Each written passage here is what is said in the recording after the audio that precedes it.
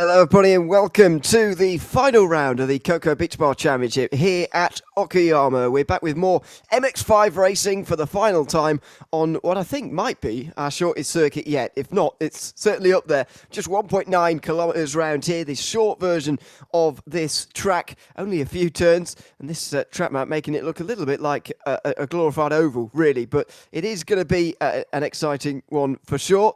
And it's going to mark the end of our 12 race championship here in the MX5s. We've got just under 6 minutes of qualifying to go. We'll take a little bit of a trip on board with Tommy Patero here, who's out there in qualifying at the moment. Commentating, of course, as always, myself, Ian Leary, and James Parfitt with you again for this round. Last time, James, before we're moving on up to the GT3s in a new series that we'll tell you a little bit more about later on. But I'm quite sad to see the MX5s go, to be honest. I've enjoyed the season, and I wish we could have kept them for the next season, to be honest. But this will be the last round using these cars around this circuit. It is a bit of a shame, but I think at the end of the day, needs must and progression in there as well. I've really enjoyed these. The slower cars seem to just bring the greater the action, and I think that's the thing here. But we are this layout is literally insane. It's very short. It's barely just over 50-second lap. It's going to be manic, I think, for the first run here. I think until people get used to it. Good morning or good evening, actually. Sam Katkazinos there. Great track and car combo, he said. I'd imagine a lot of people have experience around this car and track combo because I've certainly raced around here plenty of times in my rookie days as an iRacinger, or whatever you want to call it. It's a very common combination, and I'm expecting that everybody here will have seen it plenty of times. Of course, this format will have two races, two 15-minute races, with a reverse grid second race, a full reverse grid as well, and we award the driver of the day at the end of the two races. It's not really a championship-based system on points. We just give someone driver of the day, as we have been doing for the last few rounds. And you can help us do that if you want in the YouTube chat. Tell us who you think deserves the driver of the day award from today's racing.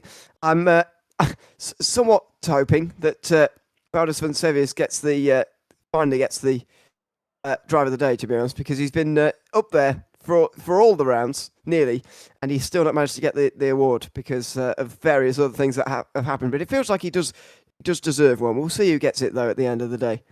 Should we just give it to him? Because technically we haven't. So should we just announce it before we start?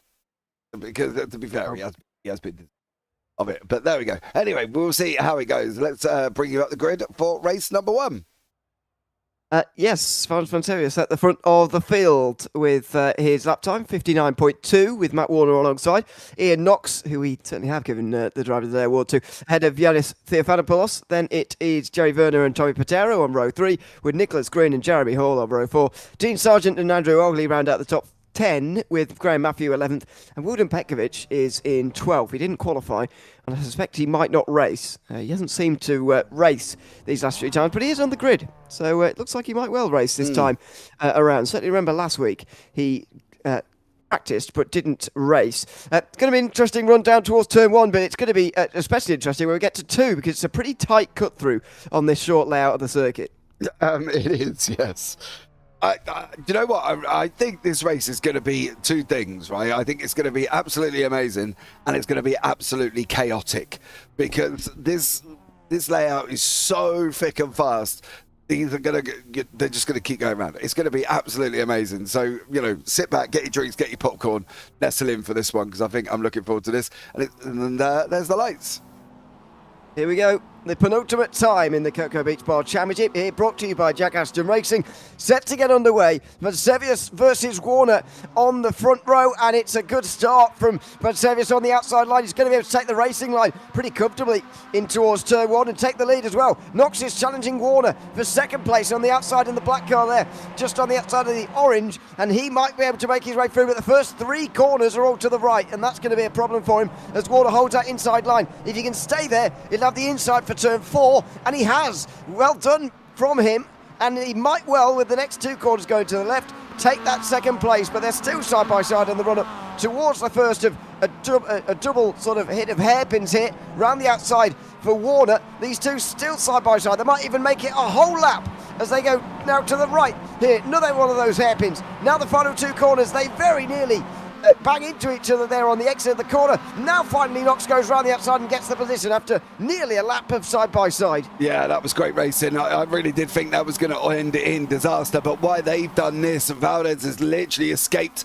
off up the road. Somebody's in the wall in the background. That's Petrovic, unfortunately, in the wall. But these guys did it awesome. It could have gone wrong so many times. And to be fair to Knox, he had an opportunity coming through Redman and up through Hobbs to really chop the nose off Matt Warner, and he didn't. He left him loads of room, and that's carried on all the way through. They're still fighting it out all at the same time. Petrovic is down in pit lane. Further back, Jerry Hall, he's having a good go with Green and Sargent and Ogley and Matthews as they're fighting it out here as well. So two groups developing. We've got the front group led by Valdez, and then we've got the group behind led by Jerry Hall. So action all the way through still.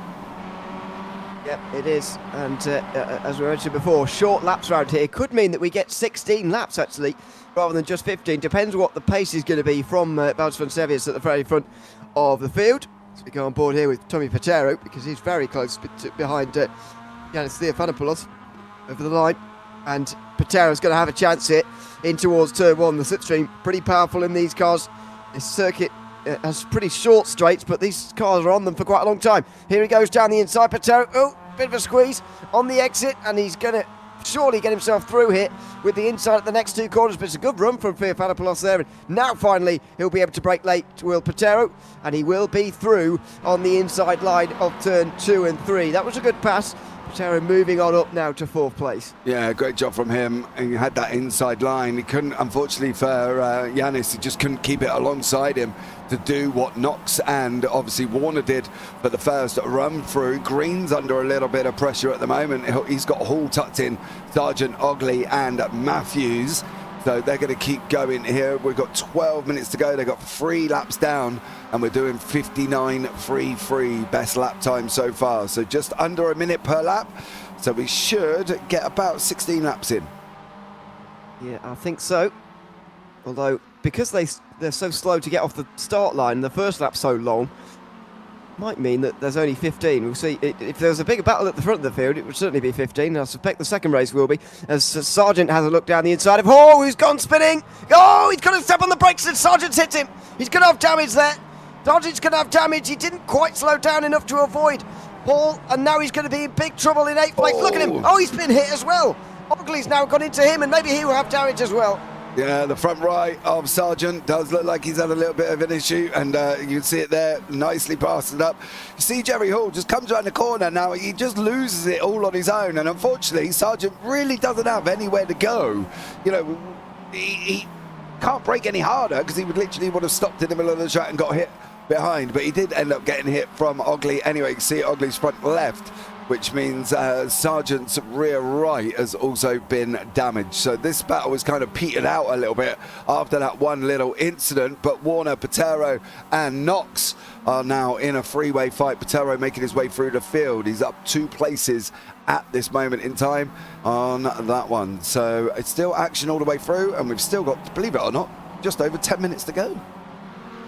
Yes, absolutely. So Matthew gets past Ogley, who has gone for his own spin actually at turn 1, has he? Yeah, he has. As Ogley through turn 1, he's in the wall. This is what happened. And still soldering on with the damage, by the way, as Sargent is as well. Quite bizarre to see 2 cars running around with so much front end damage, as he just, yeah, almost does exactly the same as what Hall did, but he's just thankful there wasn't someone a bit closer to him to hit him like hit Jeremy Hall. Yeah, it was like a carbon copy, wasn't it? It was like deja vu almost, and now he's got to try and recover through. The gap's kind of spread out a little bit from the back 6, but we've still got this pack in this front 4 almost, or well, second down to Yanis, who's in 5th. They're all coming together, so the 4 of these guys are going to have a battle for the next 9 minutes. It's now, how do they play this? Do they continue fighting? Does Knox really want to get involved? Does he want to try and escape and catch Valdez up front? Does Warner just want to go full bore at him? Does Patero, does Yanis this, it's all about what they're going to do and whether or not they're going to fight and allow Valdez to escape, or they're going to try and sit there and try and catch up with him. Yeah, this is the battle on the racetrack now to watch. It doesn't look like Knox is quite as quick as some of those behind, but we know he can defend. Do you remember the race at Tsukuba? Was it 2 weeks ago, maybe? He defended very well in that race. The second race it was at the time, and seems to have really improved his pace as well since then, which is great to see. This is in the first race, so he's on here absolutely on merit, whereas at Tsukuba it was due to a reverse grid. Here comes Tommy Patero. He looks like the quickest in this group, and he's making moves now in the purple on the inside line. Here he goes. He's already alongside. Breaks later. Warner almost lets him have that one. He can see that Patero's a bit quicker. He does pull to the inside though. That's a good run from Warner on the exit. Is he alongside? It's a very short run to turn 2. Oh, well done from Tommy Patero there. He just pulled in front of Warner right on the apex, and he gets that third place. I suspect he'll be in second pretty shortly as well. Yeah, I don't think it's going to take him long for Tommy. I think he's going to move his way through. As you say, Warner didn't really fight that at all, to be blatantly honest with you. And he could have defended a lot harder than he did. He got a good run out of 1, almost got up the inside of 2. Couldn't quite make it work either. But now it's all about Patero chasing down Knox. How much is Knox going to defend? Is he going to defend? How hard is he going to defend? Well, we're going to find out within the next lap or so, because I think, to be honest, Patero's not going to take long to get there. No, he's got to start thinking about how he's going to defend this position, I think, as Knox, as Patero starts to really climb over the back of him in that second position. Look at this, very close in towards turn 1. He's just got the braking especially down. He seems to be able to just trail brake better than anybody else at the moment, really diving for the apexes, and look at how close he's getting now through this short cut through. We exit the circuit, of course, just before turn 2 on the main track and enter just between turns 6 and 7. And here comes Tommy Patero now into the final sector. He is really putting the pressure on Ian Knox already now. This is great to see, and it looks like, as I say, he will be in second shortly. He's got more than 7 minutes to make this move. Yeah, Knox has got to now show us what he's going to do here. He's got to be committed to his action on defense if that's what he wants to do. Of course, he could pull a Warner and just allow him to go through on the inside, but I think, to be honest, give it a go. Have a go with him. You know, really put him under pressure. See what he does, because at the end of the day, they're only human. Everybody makes mistakes, and Knox might do a great defense, and Patero might make a mistake. But if he can just get Patero back into the clutches of Warner just a little bit, big puff of smoke there from the gravel on the right-hand side. I think that was kicked up on the left-hand side from Valdez. But if Knox plays his cards right, Patero, I thought was going to go up the inside. Like here at this Redman here, he could really slow him down and bring Warner in if he really wanted to try and get pressure on Patero to give him a little bit of a break. Yep, it's a long race ahead here, but well, I'll say that with only 6 minutes to go. But you get what I mean. It's going to be a lot of pressure for Knox to hold on from Patero. Warner and Theofanopoulos are the 2 drivers just in behind, by the way, and they're pretty close through the final corner.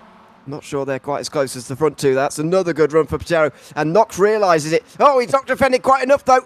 Patero was just shepherded to the inside line there, and he's managed to find a bit of space on the inside at turn 1, and he's been able to get through pretty easily in the end.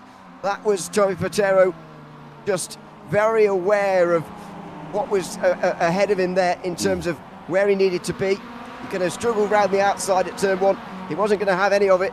Knox didn't defend quite enough. He pulled it to the inside a little bit, but he left a big wide gap on the inside there for Patero to go through.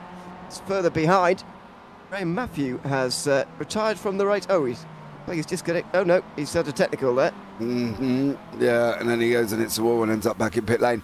But you are right. Knox seemed to be almost, he was being reactive rather than proactive. He didn't quite cover him off. I don't know if he didn't expect Patero to go for it or what the situation was. But all of a sudden, when Patero pulled out and Knox kind of realised and was like, oh, actually, I need to start defending. He was too late. He couldn't get over quick enough. The only way he would have been able to get in front of Patero after that would have been taking him out, and that wouldn't have been good, crashing on a straight. So Knox needed to be a little bit more decisive. He needed to presume that Patero's going to want to send it up every inside of every single corner, and he needed to defend, and he was just a little bit reactive to Patero's proactive, and that's why Patero got through, because the door was left open. Knox couldn't get across to the right quick enough to block him off. Absolutely. So that is going to be second for Patero, and I think he's going to stay there, to be honest. It's now about whether Knox can stay in third place and whether he can keep Warner behind him. But let's find out here as they make their way now out of final corner.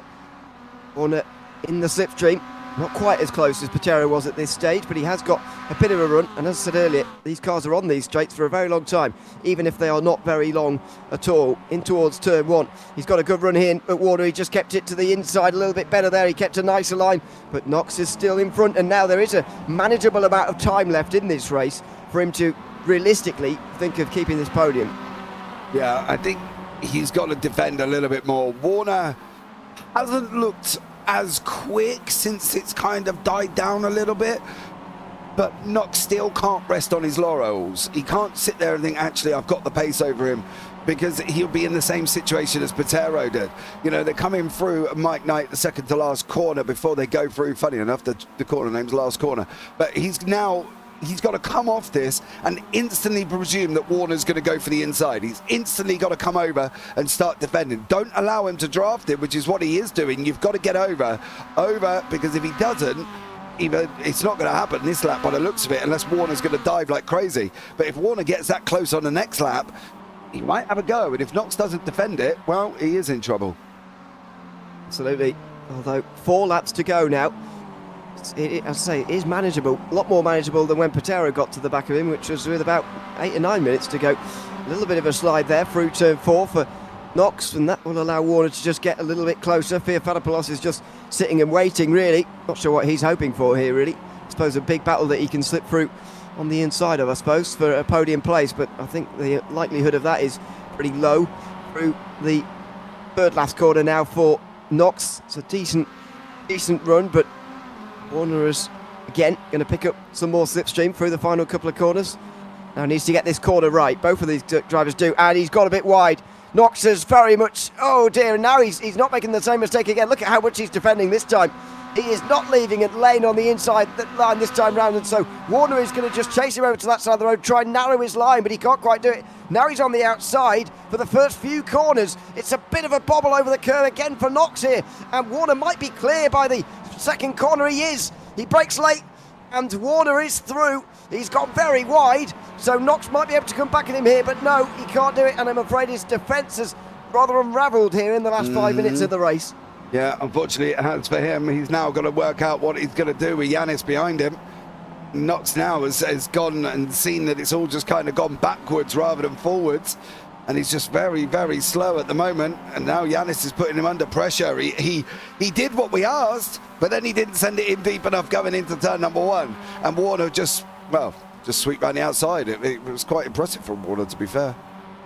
Am I missing something? Where did Theophanopoulos pick up that damage from? He's not been involved in that. Jeremy Hall and Dean Sargent and so on back there, so where on earth has he got that from? I've only just noticed that on the front left. Oh, yeah, front left of front right as we're looking at it, front left as he was looking at it. Yeah, he's really crumpled. It's not holding him back, clearly. He's still going fine, but it looks a bit of a mess. Yeah, I can't answer that question, I'm afraid, dear sir. No. I have no idea. I've watched what you've watched, so I don't know where it's come from. Not a clue. Not a clue. However, the only clue we do have is Valdez is going on to the final lap after leading from green, which is going to put him all the way to the back end for race number 2. So that's going to be quite interesting. But at the moment, he is... Oh, this 16 second... No, they should get... Pretty close, isn't it? Yeah, it's going to be really close. He should make it, but we're just watching to make sure. Oh, he is not going to make it. He's going to get the checkered flag. The checkered flag's going to be thrown early, and Valdes Panseris is going to get the win. He was being chased by Tommy Patero, but there was just not enough time in the race, and so he's going to win by a second or so with still a few seconds left in the race. Then Warner, then Knox, then Theophilopoulos, who will be disappointed with that because he will feel if they had that extra lap, he might have been able to get fourth. Am I still going at like 10 seconds coming over that line?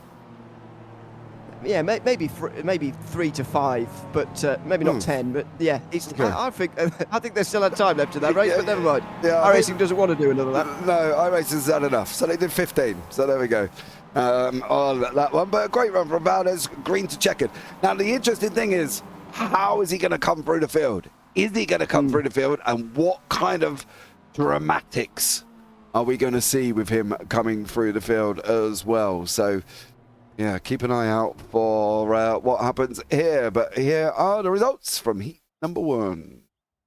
Yep, and these will be reversed, of course, for race 2, which is coming up right now. Valdes Panseris will take the win and will go to the back with Tommy Patero alongside. Matt Warner and Ian Knox will be finished third and fourth, I should say, ahead of Yanis Theophilopoulos. Then Jerry Werner, who was very much on his own for that race, in 6th place. Nicholas Green, 7th. Avoided the chaos that happened further back. Dean Sargent just getting over the line ahead of 10 seconds ahead of Jeremy Hall. Then Andrew Ogley.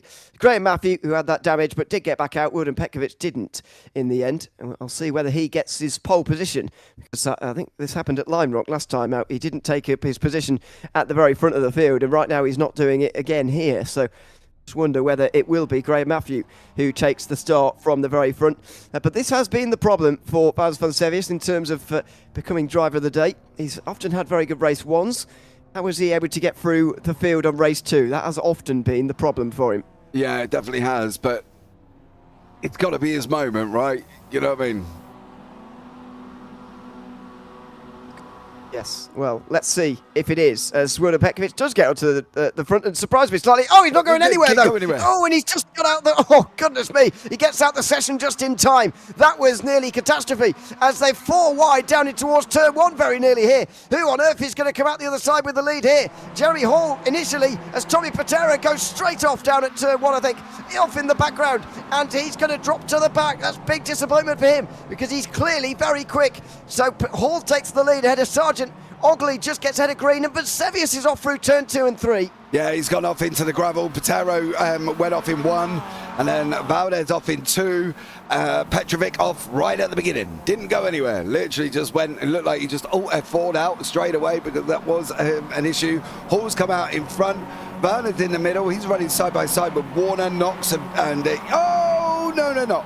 Oh, no.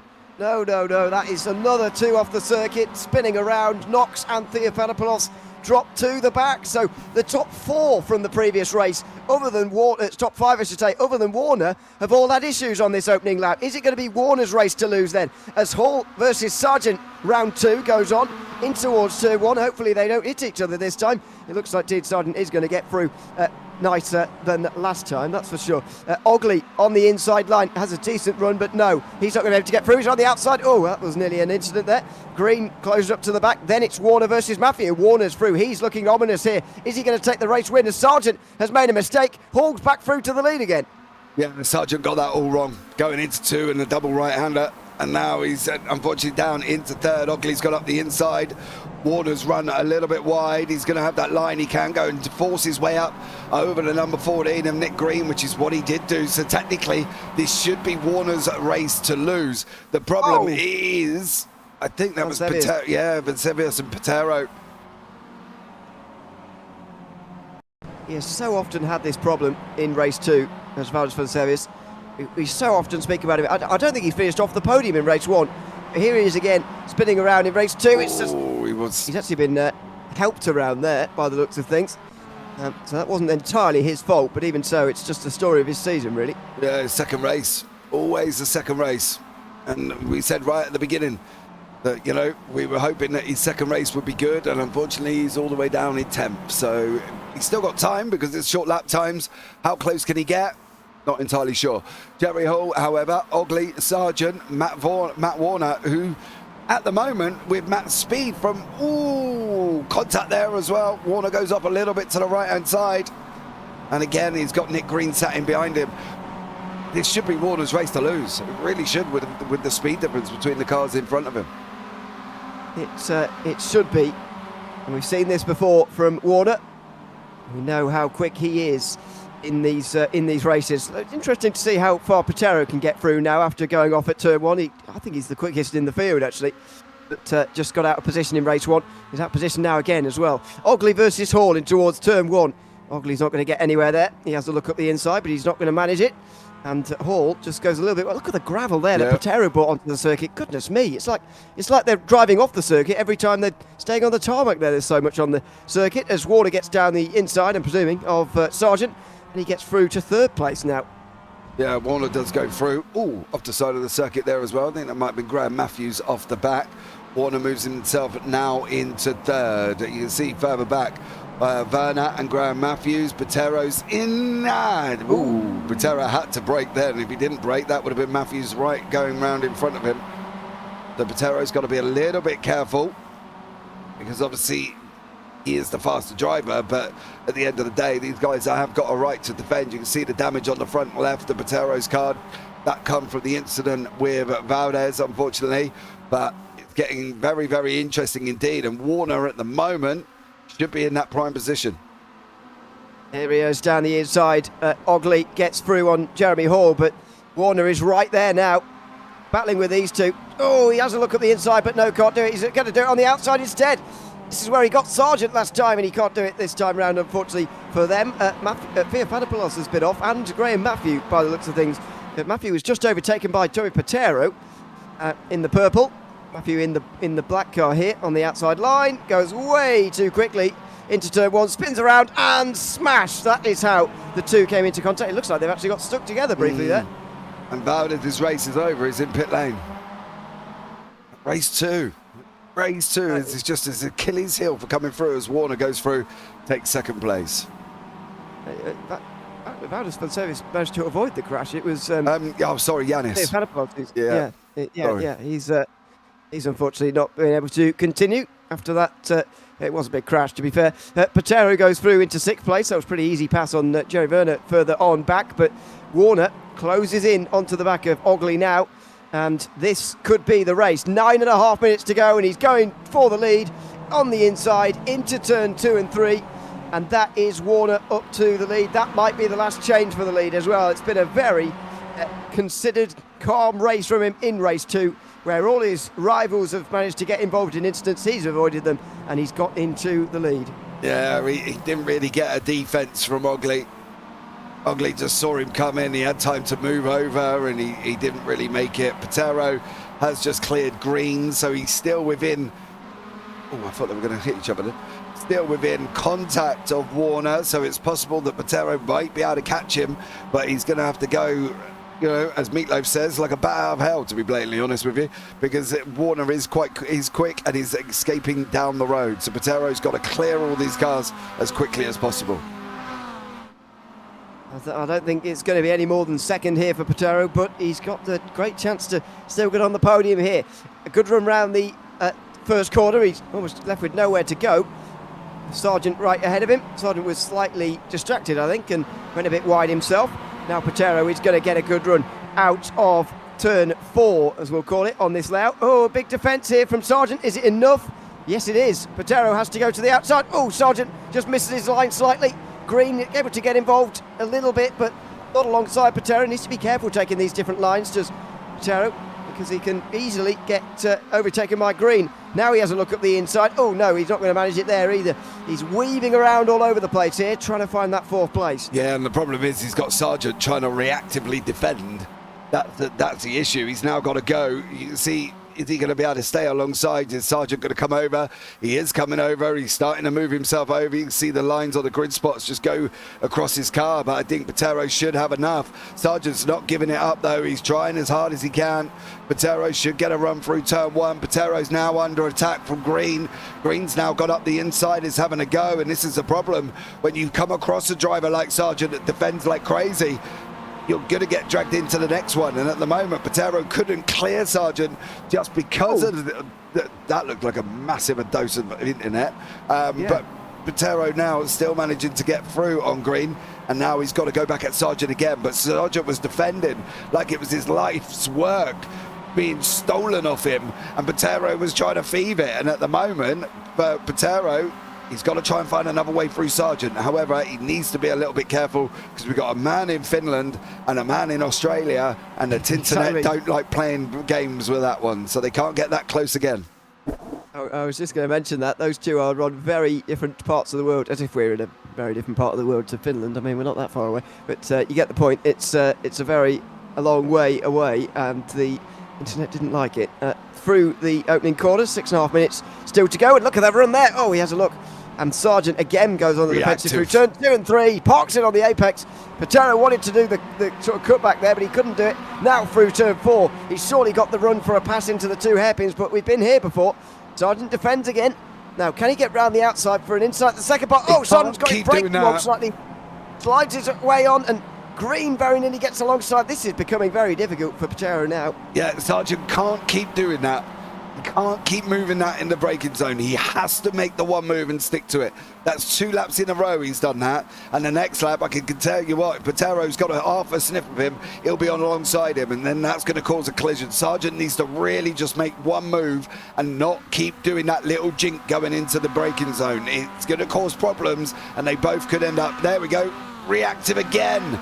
You're not proactive, you're reactive. And now that's unfortunately led to Patero going through. Green's now going to push Sargent almost off the side of the circuit. Oh. Sargent's going to try and come round the outside. Green wants that inside line. There is going to be contact.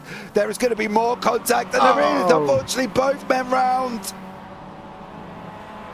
They didn't want to give each other the space, and, well, they're going to resume their battle actually in 8th place instead. But that is a real shame. Just looking up the inside, he was alongside there, and he's on the apex, and again he's on the inside here, not given the space in my opinion, and they both end up spinning around. Those two are going to be arguing with each other, I suspect, at the end of the day, Green and Sargent, but they're battling for 8th place now. Van Servius is back in the race. He's now behind Werner for 5th place. Yeah, when you have two, it's like almost having 2 balls in the same field. They bang heads, and Sargent there and Green were just banging heads. They didn't want to give room. They were just like, no, you're not having it. As Valdez is here with, I don't think that is 87 there. That is Valdez, and he's trying to go with Werner. Around the outside he's going to go. He's going to have the inside line if Werner gives it to him, which he does. Ooh. He had time to block him off. He did have time, Werner, to block him off, and he didn't, and Valdez goes through, but he's still got now 4 seconds up to the back end of Patero. A bit of a squeeze there, but they make it work. Servius now through, back into the top 5 again. Patero on the back of Hall. Now, can he get this 2nd place at least? He's not going to get Warner. Well, he's going to be on the podium pretty quickly here. He'll be, well, that's an example of how quickly he can make these passes. He'll be pretty annoyed that he couldn't do that earlier on Sargent, because that was a very easy pass indeed, and now he's only got 1 to go to get into 2nd place. The difference is Hall didn't defend. Sargent defended like his life's work was in it. That's the thing. Sargent was defending constantly. He was over, he was blocking, he was moving, he was jiggling in the braking zone. You know, and Hall just went, meh, you're quick, go through. So that would be the difference. Green and Sargent have at it again in towards turn 1. And it's Nicholas Green who gets through, and they make contact again. These two are going to be having a fight later because they've hit each other multiple times now. And look at this. This is one of the lap cars. This is Yadafir Padopoulos who's on the back of these guys now. He's a lap down, and he doesn't know what to do. Doesn't know what he's seeing up in front here. There's going to be more contact down here at the hairpin, surely, as Green gets down the inside of Sargent. Can they do it cleanly this time around with 3 minutes to go? And Sargent now brakes and lets Green back through again. So, well, I'll say these two are going to be having a fight later. Is this the same scenario that we've seen last time? Pretty much. Sargent goes for the gap this time. The Sargent went for the gap. It was Green going for the gap the first time round. Well, there's been... and who's that? That knocks of Werner. Werner. Yeah, Werner has gone off, and Knox is stopped on the circuit.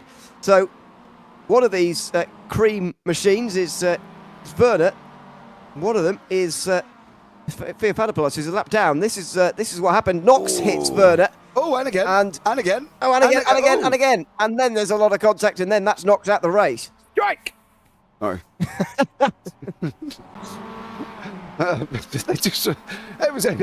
It was almost like you are going round. I'm going to persistently push you, unfortunately, for Ian Knox and Werner there. So there we go. Tommy Pataro, 5.5 seconds behind Matt Warner. We did say if Warner got out in front, he should be on his way, and he is. Ogley has got Hall in behind him, and they are chasing down Patero. And in behind that is Valdez. So there we go. They are just starting to back down a little bit now in the final minutes of the race. Patero up to second place. He's made up positions to get to second in both races here today, by the way, to qualifying in the midfield. For the first race, he battled through well, and he's battled through again well here, despite going off the circuit at turn number 1. Werner versus Green through the opening corners has gone the wrong way for Nicholas Green, who has made an error, and he's down to 8th place now. So this is the only battle on the circuit. There'll be 1 lap to go at the end of this one. 15 laps again, and Hall's having a look up the inside here of Ogley. He's looking for this podium place in the last race. Yeah, he's trying. It's going to be close again. I think this this will be the last lap this time around, because they're going to go over the line with about 50 seconds, give or take. Yes. So the final lap is out on that one. So Hall has got one more go to try and take this position. He certainly does. With Valdez Fonseries closing in quite late on as well here, by the way. And he sneak a late podium. That would be a big surprise in the context of this, as he goes off in the grass, and the gravel, I should say, here, Ogley. And now down the inside goes Jeremy Hall, in towards the right-handers, and he's got it. Now Fonseries is right on the back of them as well here. Can he maybe get 2 in 1? He now is going to surely get through on Ogley in towards the first hairpin, although it's going to be a small defence from Ogley. Here goes Fonseries down the inside. It's going to be a squeeze. There's going to be nearly contact. Oh, and there is, just on the exit there. He's on the outside for the second part, though, and this is going to be a long way round for Fonseries. He's not going to be able to do it. Through the final corner for the final time this season comes Warner, and he is going to take the race win by 4 seconds. It's going to be comfortable. The final round and final race, I should say, of the Coco Beach Bar Championship goes to Warner, who finishes ahead of Patero, who gains more positions to get to second. Hall gets on the podium ahead of Ogley, who can't quite get, I should say, does just about defend from Fonseries, who was coming very quickly towards the end. Yeah, he was, but he managed to hold on. We've got the likes of Sargent coming over the line. Ooh. I thought that was Werner. No, that's Yanis alongside him, who is, of course, the lap down. Graham Matthews is still out on the race circuit, and Ian Knox is still there. They're in the same car. Well, not the same car, but the same, looks the same. Matthew finishes the season in 9th, with Knox finishing down in 10th. As the checker flag waves on the season. 12 great races in the MX5s. And that is, we'll be awarding our driver of the day in a few moments' time. If you want to submit any choices yourself, then you're more than welcome to in the chat. But for now, we'll look at the race results. Matt Warner has taken the win by just over 4 seconds ahead of Tommy Patero, with Jeremy Hall holding off Andrew Ogley and Valdez Fonseries just towards the end. Dean Sargent just outside the top 5, with Jerry Werner, the final driver, inside the lead lap. Then it's Yanis Fiafadopoulos, who finishes 1 lap down, with Graham Matthew, Ian Knox and Nicholas Green, who was 2 down. Wilden Pekovic didn't start. He very nearly caused a catastrophe on the front straight, but just about escaped in time, thankfully, in the beginning of the race. While we're all thinking about our driver of the day submissions, I'll just tell you about next season, which is not starting for a little while. 4 weeks away will be the next season here with the Jack Ashton Racing Leagues, and it will be a little bit different. It will be the GT3 Racing League, with 5 weeks of racing and only 1 race per afternoon instead of the format we've had here. It's going to have a 30-minute practice session starting at 11:45 UK time, quarter to midday. That is at 1:45 in Central European time.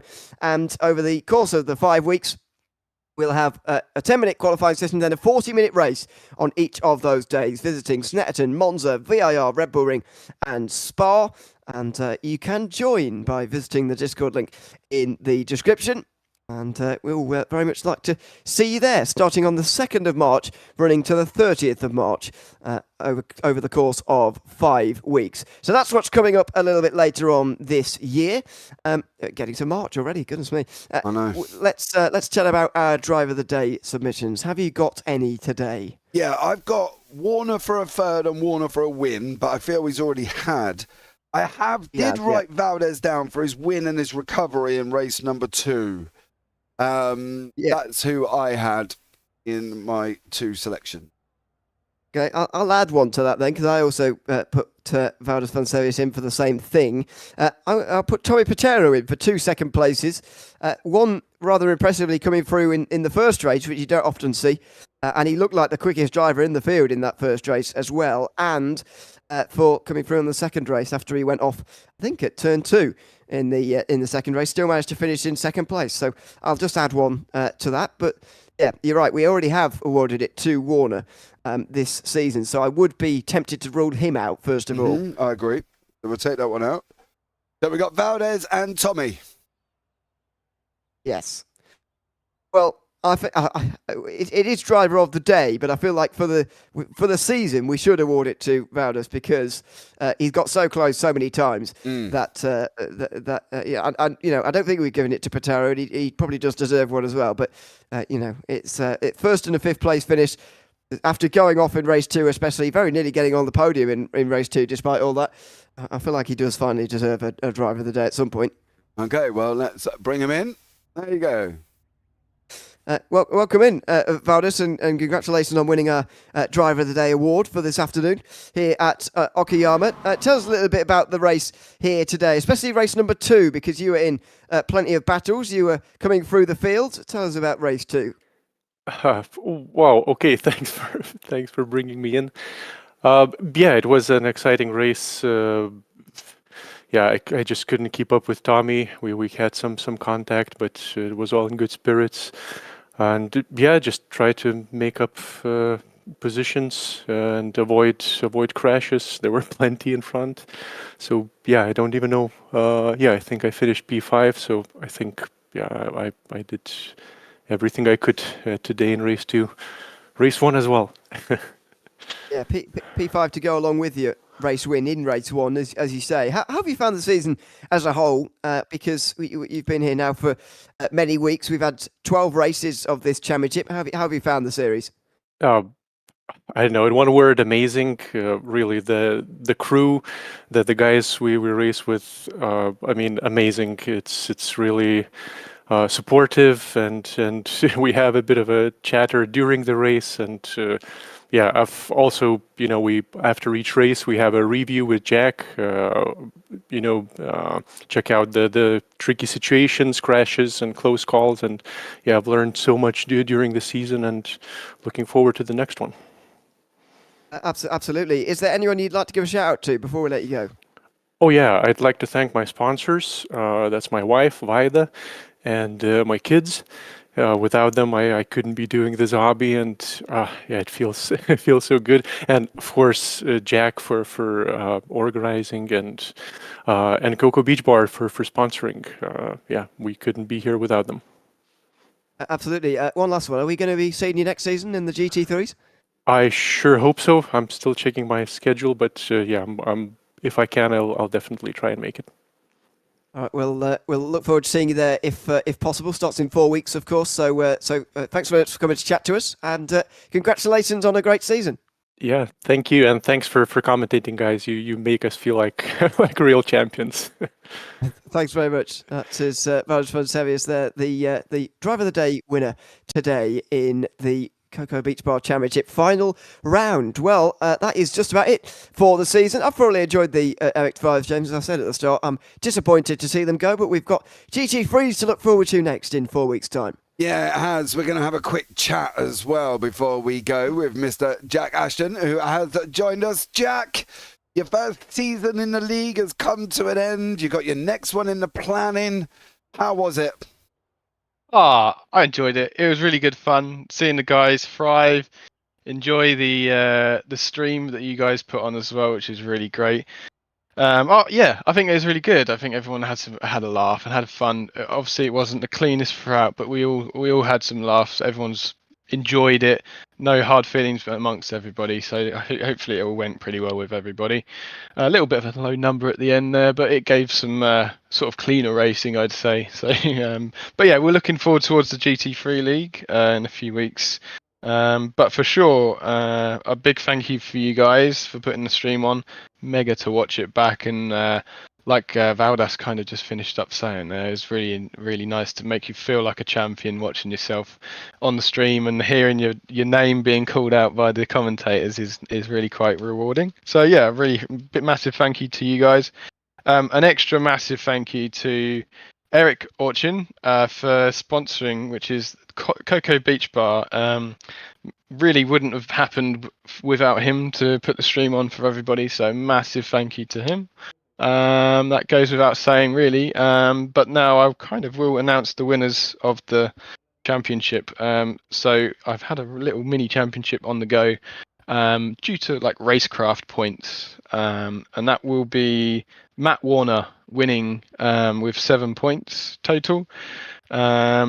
He is the winner of the championship. There's no prizes for second or third, unfortunately. But yeah, the second place was Tommy, and then followed up by Graham Matthew in third.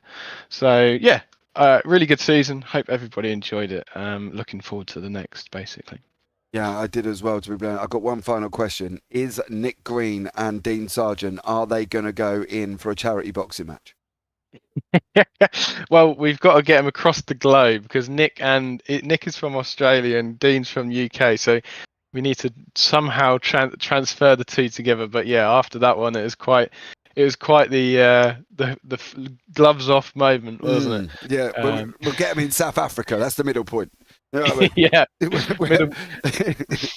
a bit of middle ground. Yeah, we'll say, right, you get there, get the gloves on. Because they were going at it, but I think that's been the spirit of the season all the way through, hasn't it? You know, Dean was defending like crazy over Tommy, and then him and Nick had a go at it as well. I think it's been a great season, Jack, and I think going forward to the GT3s, change a car, change a cons format, going to make it very interesting. Yeah, I think so. I think obviously the short tracks, MX5s, does create quite a very close door-to-door, somewhat crashy races. So we're trying to sort of not spread it out. We don't want massive gaps. We want good racing, but at the same time, we don't want chaos, carnage every single day of the week, and some enjoyment that everybody has in a GT3. So we'll see how it goes. I'm not holding up much in the sense of looking for it, the best thing ever. We just want everybody to have fun, and I think a few people have wanted the GT3, so we'll see how it goes. Yeah, if there's anyone that wants to join, then I think you put a Discord link. Discord link. Discord link in the description, and yeah, you'll find that all the information in there. So yeah, thank you very much, guys. No worries, Jack. So there we go, Ewan. A season done and dusted. Absolutely, yeah, and we look forward to the GT3s to come as well in 4 weeks' time. As we mentioned, Discord link in the description if you want to have a go yourself. You're more than welcome to. We'll be back with that in 4 weeks' time. Between now and then, of course, plenty more racing to come. So make sure you subscribe to the to the channel, and we can put my teeth in. And we'll bring you plenty more racing between now and then we'll return with the GT3 Championship starting on the 2nd of March. We'll be live from about midday UK time, so make sure you tune in for that. For now, though, for myself and Louis, Jez, Parfitt alongside me, thanks very much for watching the season. It's been great to bring it to you for the last 4 or 5 weeks. We'll be back in 4 weeks' time with the GT3s. For now, though, we'll see you in a few weeks' time.